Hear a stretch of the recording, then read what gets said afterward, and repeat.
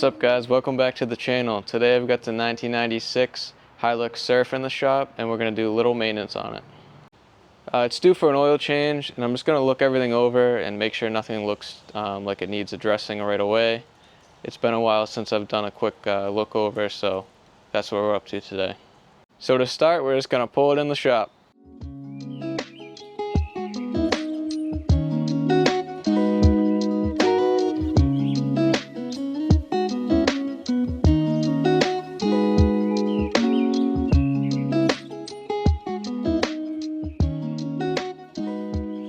So here I have laid out everything you'll need to do this oil change. So from vehicle to vehicle, the oil weight, oil amount, and filter will change. But for the most part, this is what every oil change is going to look like. So for a 96 4Runner or a 96 Hilux Surf with a 3.4 liter V6, you'll need a 14mm wrench, some gloves, paper towels. I recommend brake clean.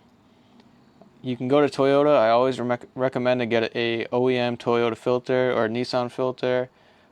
I don't like using aftermarket filters for whatever reason. I'm just very picky.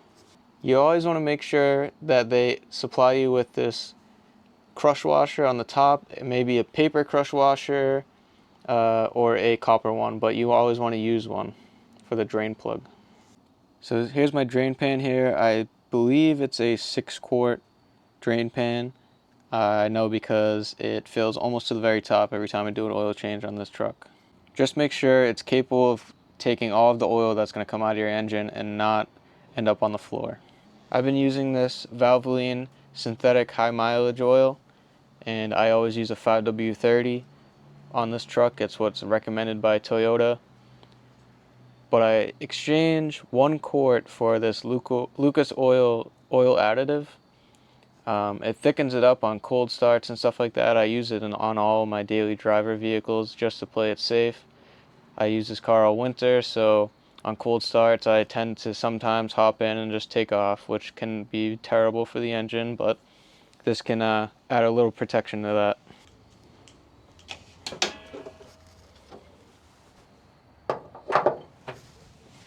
So our very first step is going to be to remove the oil cap.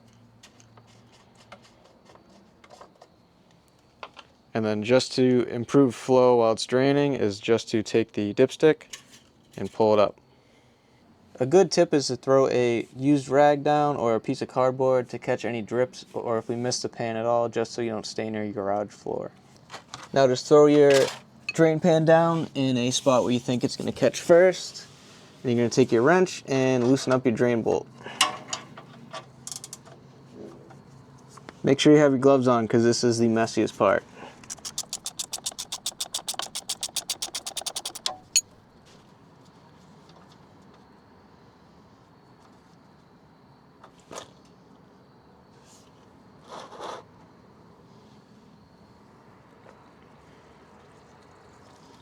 That's probably as well as it could have gone. Now we're just going to wait for the majority of the oil to drain before we can loosen the filter and remove that. So this oil filter in particular is in a very difficult spot to get to. You probably have to relocate the drain pan just to get the spot where the filter is going to land.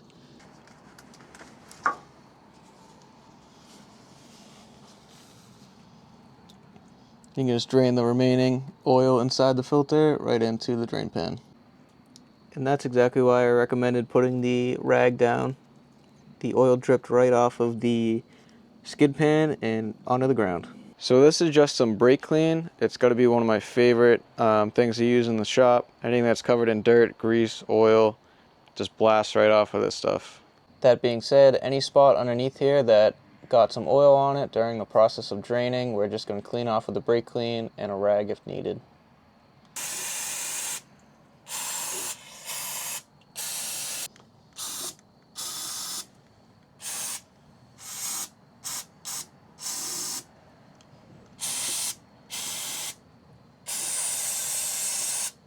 So all the way up there you'll see where the oil filter gets screwed onto. You want to check the mating surface, make sure there's no debris on there, and see if the gasket got removed off of the filter. It's very important that you check this black gasket going around the filter. Make sure it came off, because a lot of people end up doing double gasket and you'll end up with oil everywhere. And I'm sure there's nobody out there who wants to leak a whole gallon of fresh oil on the ground and have to start all over. So it's a good rule of thumb to throw some oil around the fresh gasket on the new filter.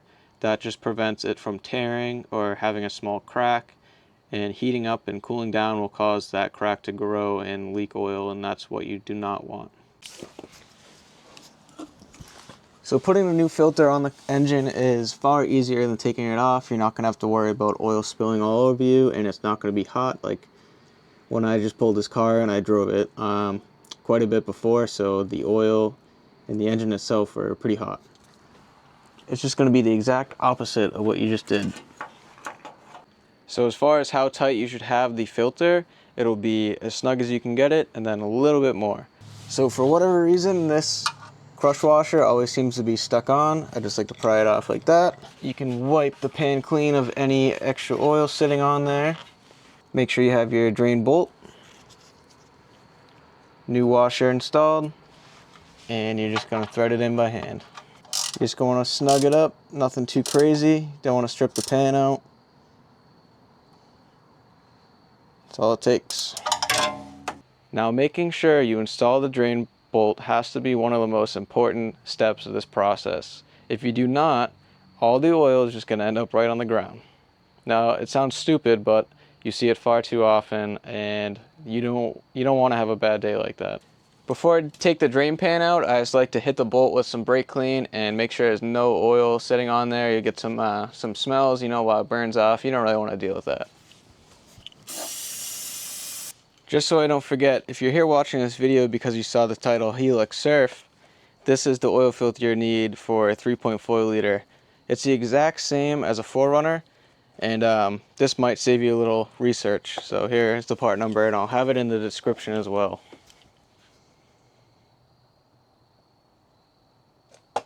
So I should have mentioned this before I started with the whole everything you need part. I missed the funnel. So now the hard part is done. We're done crawling around underneath the car. You're going to take your funnel, put it in the fill hole. So like I said, I'm going to toss this whole quart of Lucas oil stabilizer in. You absolutely do not have to. It's just something I recommend for your daily. So if you've got a Toyota 4Runner, a Hilux Surf, Tacoma with a 3.4 liter, you'll be using 5.5 quarts of 5W30.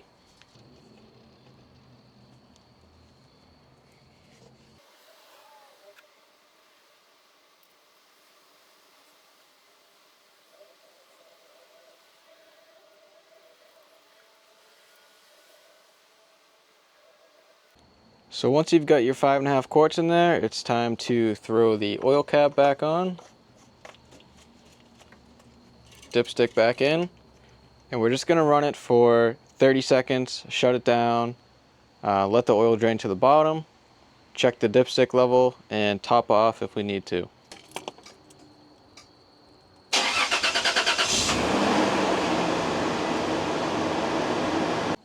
So now's the perfect time to just check if there's any major leaks. Obviously there isn't here, so we're good to go. So once you think the oil's settled enough, you're going to take the dipstick out and give it a quick check.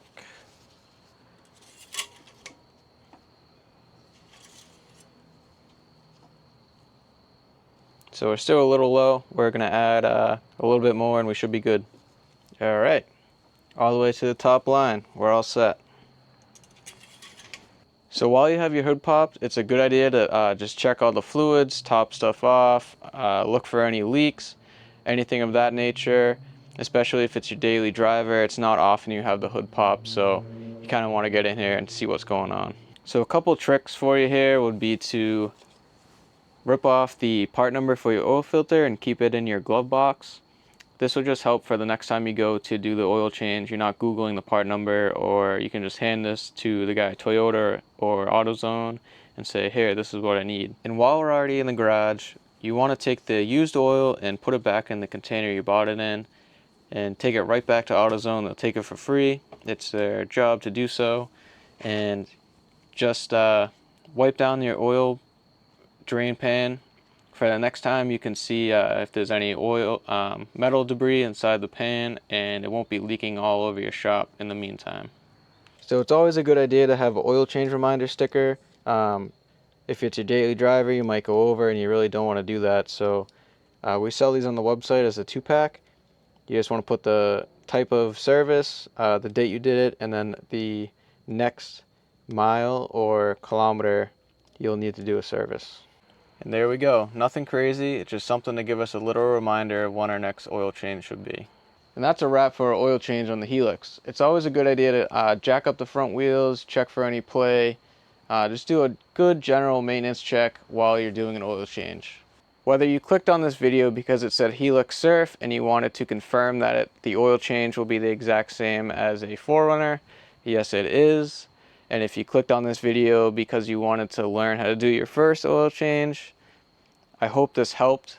I tried to keep it very basic so it's interchangeable for every vehicle. And for the most part it is. This is a very important thing to learn. You don't want to be bringing it to the oil change place every time you need an oil change.